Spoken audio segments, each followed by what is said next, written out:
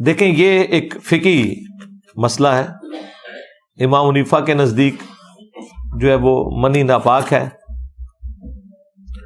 اور امام شافعی کے نزدیک ناپاک نہیں ہے.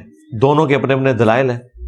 آپ کا جس پہ دلیل پہ دل ٹھکتا ہے آپ عمل کریں. یہ کوئی شرعی مسئلہ نہیں ہے کہ اس کے اوپر کوئی ہنگامہ کھڑا کیا جائے. اس طرح کے جتنے احکامات قرآن و سنت میں آئے ہیں نا،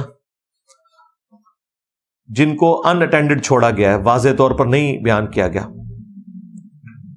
تو ان میں اللہ تعالیٰ نے ایک اجازت والا معاملہ کیا ہے.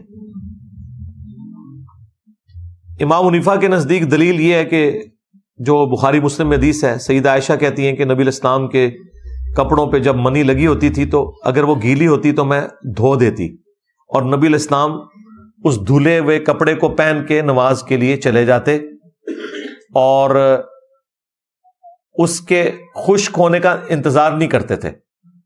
یعنی اگر آپ نے کپڑے سے منی کو دھو دیا تو اب گیلے کپڑے بھی آپ اپنے جسم پہ پہن سکتے ہیں. آپ کو تو یہ بات بڑی حیران کن لگ رہی ہوگی کہ اس میں کون سی ایسی راکٹ سائنس ہے. جناب جب نیا نیا دین سکھایا جا رہا تھا اس وقت لوگ یہ بھی سوال پوچھتے تھے کہ اس کا خشک ہونا ضروری ہے کہ نہیں.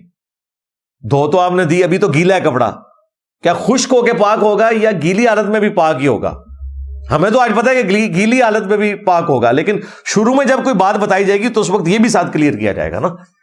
ہر قسم کا چپکڑ ہے نا بچوں، کوئی نہ کوئی گل رہ جائے گی. اچھا، اور بخاری مسلم میں یہ آتا ہے کہ اگر وہ منی خشک ہو جاتی کپڑوں پہ تو سیدہ عائشہ کہتی ہیں پھر میں اسے خورش دیا کرتی تھی، دھونے کی ضرورت نہیں ہوتی تھی، خورش کے اس کو پاک کر دیا جاتا تھا.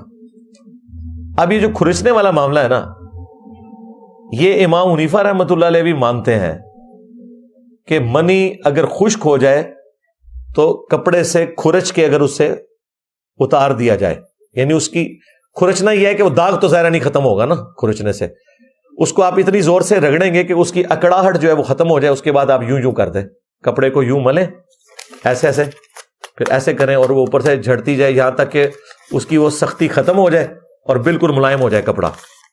داغ تو ختم نہیں ہو سکتا، تو یہ کپڑا پاک ہو جائے گا کیونکہ حدیث میں آیا ہوا ہے. اس سے انکار کون کر سکتا تھا؟ امام شافعی اسی کو دلیل بناتے ہیں. وہ کہتے ہیں کہ اگر یہ کھرچنے سے پاک ہو رہی ہے نا، اس کا مطلب ہے کہ منی ناپاک نہیں ہے، کیونکہ پانی تو اس کو لگا ہی نہیں گیا. پانی کے بغیر تو کپڑا پاک ہو ہی نہیں سکتا، اور پھر ابھی اثرات بھی اس کے باقی ہیں. کھرچنے سے زیادہ سے زیادہ اس کی اکڑاہٹ ختم ہوئی ہے نا، اس کا داغ تو باقی ہے، وہ اس میں سے نکل نہیں گیا مکمل طور پہ. لاجیکلی تو بات درست ہے، جو مرضی آپ کر لیں، جتنا مرضی کسی کپڑے کو رگڑ لیں، اس کے اندر جو اثرات ہیں وہ تو باقی ہیں. تو امام شافعی کہتے ہیں یہ اس بات کی دلیل ہے کہ کھرچنے سے پاک ہونا یہ انڈیکیٹ کر رہا ہے کہ منی ناپاک نہیں ہے. اب امام حنیفہ اور ان کے ساتھیوں کا موقف یہ ہے کہ اگر ناپاک نہیں ہے تو کھرچتے کیوں ہیں؟ تو امام شافعی اس کا جواب یہ دیتے ہیں کہ کھرچتے اس لیے ہیں کہ ایک شخص کے اگر کپڑوں پہ لگی ہوئی ہے اور سامنے سے وہ کپڑے نظر آ رہے ہیں، وہ تو بھائی بلغم بھی لگا ہوا ہو اور سامنے نظر آ رہا ہو تو کراہت تو ہوتی ہے نا. اسی لیے اما عائشہ جو ہے وہ اگر گیلا ہوتا تھا تو دھو دیتی تھی تاکہ وہ اس کا وہ ایک بلغم سا ایک افیکٹ جو منی کا ہے وہ نظر نہ آئے. وہ دیکھنے میں ہی آکورڈ لگتا ہے.